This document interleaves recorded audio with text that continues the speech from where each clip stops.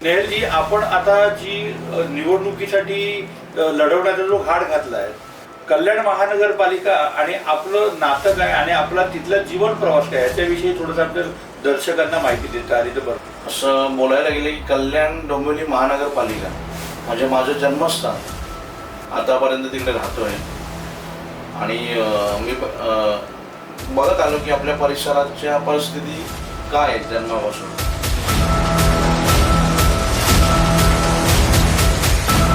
त्यावेळेच्या कल्याण आणि आजच्या कल्याणमध्ये काही फरक नाही आणि मग तो फरक जो तुम्हाला प्रकर्षाने जाणवतोय तीच आग मनामध्ये घेऊन आजची तरुण पिढी तुमच्या बरोबर पाठी आहे असं तुम्हाला म्हणायचं आहे, म्हणून तुम्ही निवडणुकीला सामोरे जात आहात.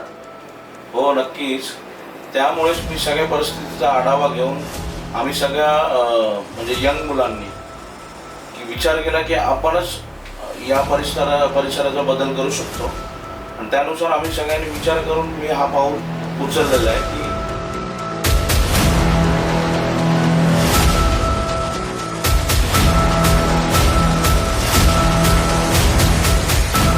ऐकलंय की जो कल्याणचा जो फलंदाज होता क्रिकेटचा की ज्याने 1000 धावा केल्या होत्या, त्याला देखील तुम्हीच इन्स्पिरेशन दिले आणि तुम्ही त्या पद्धतीचे खेळाडू घडावे म्हणून काहीतरी वेगळा उपक्रम राबवतात कल्याण, उल्हासनगर, डोंबिवली या परिसरामध्ये.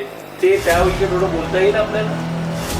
तुम्ही आता क्रिकेटचा विषय काढलाच आहे तर मी एक सांगू इच्छितो की क्रिकेट खेळायची मला खूप वर्षापासून म्हणजे लहानपणापासून आवड होती आणि मलाही क्रिकेटर व्हायचं होतं, पण काही परिस्थितीनुसार मी क्रिकेटर होऊ शकलो नाही.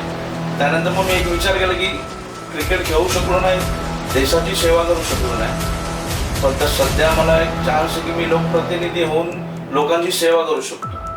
वा, खूप चांगलं इस्पित, चांगली इच्छा मनात तुमच्या आणि तुमच्यासारखे तरुण आज देशाचे खऱ्या अर्थानं भवितव्य ठरू शकतात.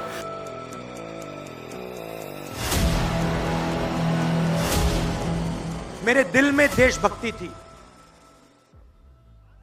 मैं चाहता था कि मैं लद्दाख में जाकर, ठंड में कांपूं,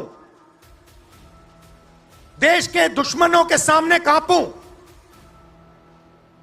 और एक दिन अगर मौका बने तो उनकी गोली भी खाऊं. सरळ भारताला सांगणार आहे